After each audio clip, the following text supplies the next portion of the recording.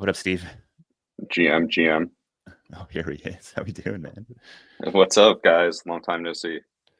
Yeah, it feels like we get to do this when the market is exciting again, and we get to talk about the new cool shit you're building. So excited to dive We're in. s- we're so back, baby. Let's go. We are.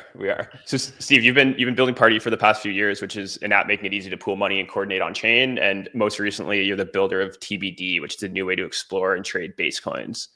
So yeah, I guess can you tell us more about what TBD is and what drove you to build it? I think it was maybe a response to Jesse's tweet, but obviously you felt it was a good idea and there was some kind of intuition underlying your desire to actually go spend time on this. So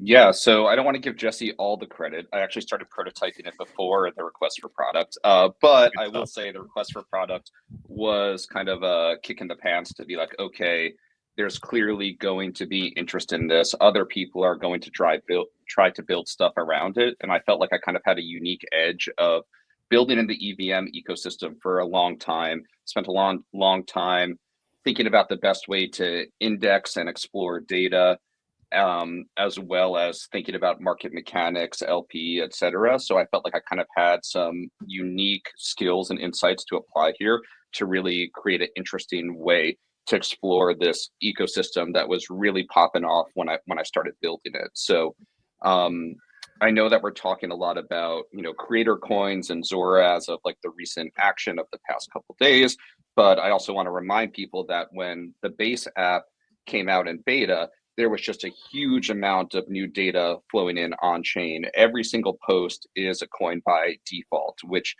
was pretty interesting. To be candid, I was very skeptical at first when I saw that when I opened up the base app by default, you would create a token with every single post. Very skeptical, but especially as I start to get older, I'm trying to be more optimistic and open to new things here. And I was like, okay, this is happening. There's a huge amount of data coming in on chain. There's definitely some alpha to be had here because some of these coins are popping off. One of the best things I can do to try to really see how this plays out is to dive deep into the data and mechanics of what's going on here. So that was kind of my inspiration for building out this tool first as myself. And then when I saw that public request for product, I was like, you know what? Let me just go ahead and build a public tool and try to understand what's going on here with other folks as well. So, I mean, it looks like TBD is very much organized around time, and so you have trending coins, I guess, and newest coins. Mm-hmm. There's sort of this default to recency and to first mover advantage, which is clearly a core dynamic of meme coins. I'm curious, you're saying there's a bunch of other data that's coming through. Do you think there are other data pieces or filtering mechanisms that are relevant here beyond just trying to be first? Yeah, that's a great question. So there's kind of like two pieces of data that we index on our back end. There's the on-chain data, every single post that's get created gets like near instantly inserted into our backend system. But then there's also the off-chain data, which is the social graph. I guess with Snap Chain, you could maybe say that it's decentralized in some way, but realistically, everyone's just getting this data from Nanar, right? So we get all the on-chain data, and then we get all the Farcaster data because every base app profile is also a Farcaster profile. And I think that's where the most interesting insights come in. So we saw this with Clanker was the first real big example of this. And then with the Believe app, and now with the base app, that launching a token directly from your socials is like a huge differentiator compared to just launching something on PubFund with a Solana address that no one knows about, or maybe there's the ENS equivalent associated with it, but people aren't paying as much attention.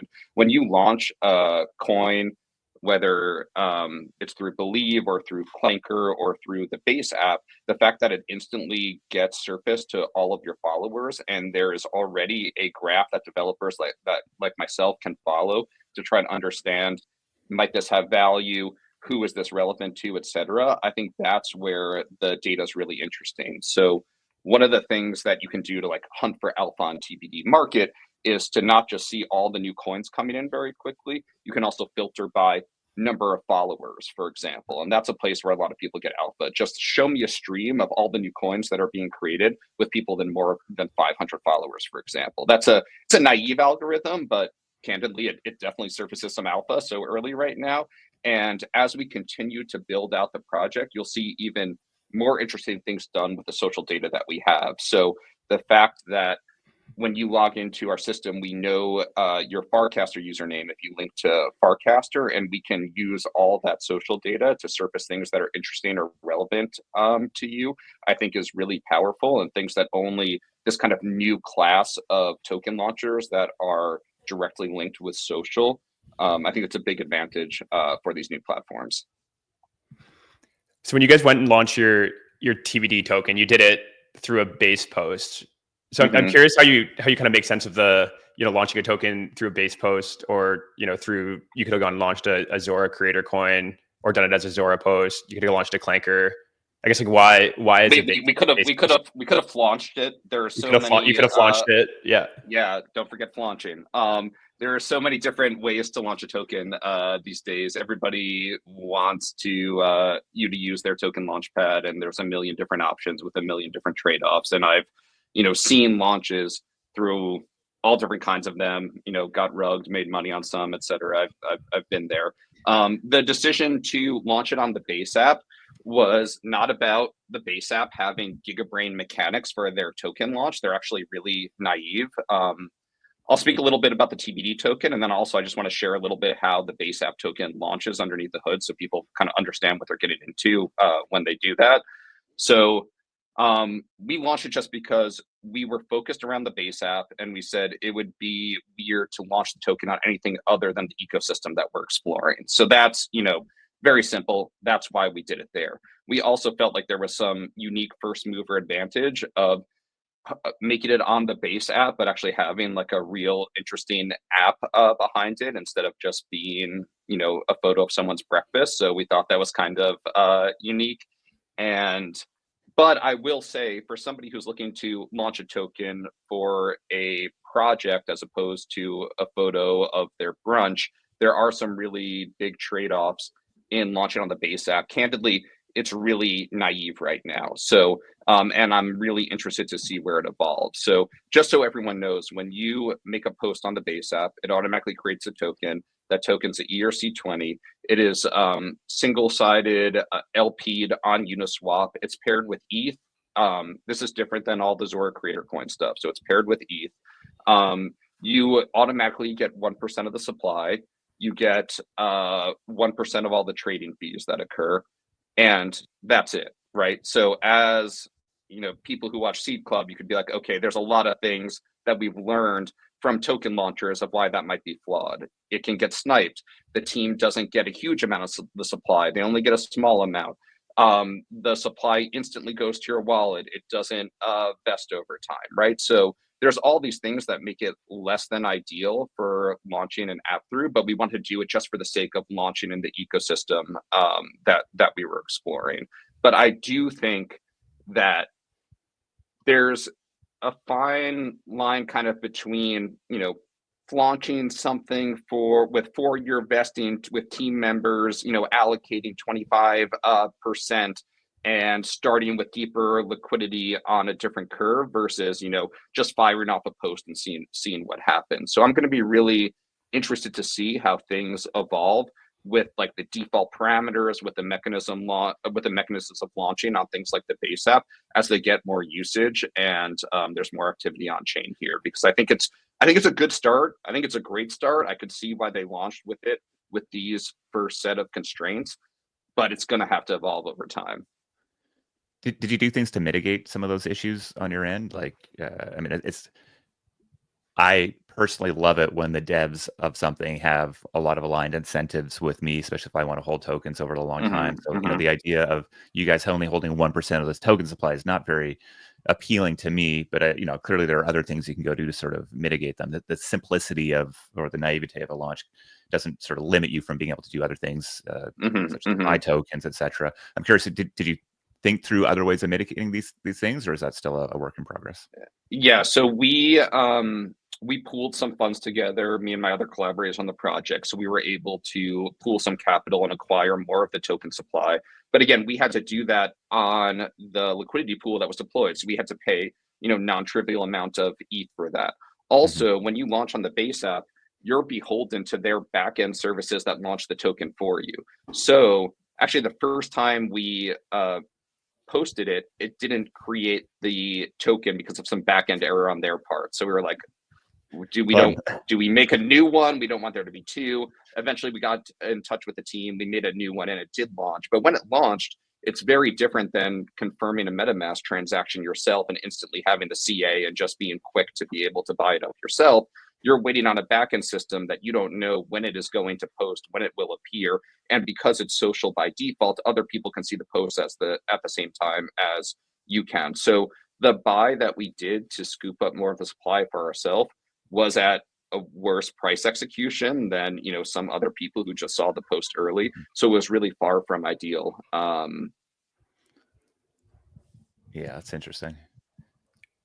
We have a question from Frank here who's asking if the focus is on analytics and insights or trading or more as like a trading terminal and execution. Right now, the focus is on like analytics and insights. Although we do have trading functionality, that was just because that's where kind of like our edge was with the product. And we just use an on-chain swap widget right now. It's like relatively simple. That being said, I worked at 0x back in the day. I have a lot of experience building, bots and Web3 interactions for trading with my work as party as well. So I will say that we're scheming on some things that take advantage of that unique skill set to be able to have more functionality when it comes to actually like trade execution and buying these tokens. So there'll be more there as we develop it. Awesome. Maybe last quick question before we let you go. So you've been building at the intersection of social and tokens for years at Party. So I'm just curious what your general kind of thoughts on this current moment we're in are. Like, does it feel different this time? Do you feel like we're actually onto something sustaining, or does this kind of rhyme with stuff that you've seen over the past 4 years? It does feel like it rhymes with stuff that I've seen over the past few years. I feel like you could take this euphoria and apply it to a past moment like friend tech, and it looks different, but it's adjacent, right? I do think that there's a lot of interesting competitive players here. I think that the thing that I'm most interested in, like I described earlier, is like the tightly coupled social part of it, like Clinker, Believe, Base App, and Zora now. The things that they have is this like distribution through social and like tied with folks who have some sort of social graph that you can access programmatically. I think that's the most interesting thing about the moment that we're seeing right now.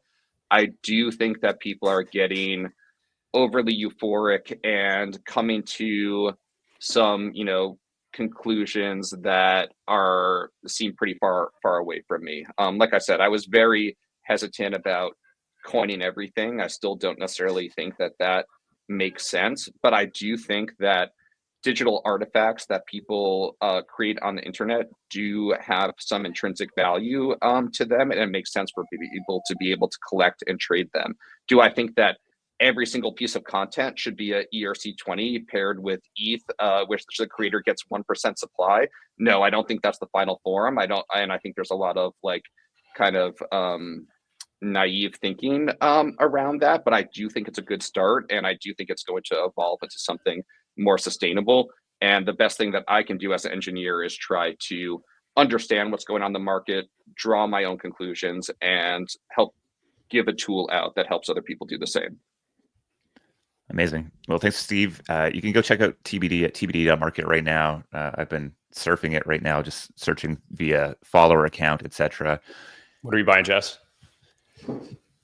I mean, I've just been buying 11 a.m. man. I feel like I'm bullish on what we're doing. I'm like, why would I not just keep buying 11 a.m.? But it's are we giving financial advice now? Let's go. No, we're yeah. I personally am doing this.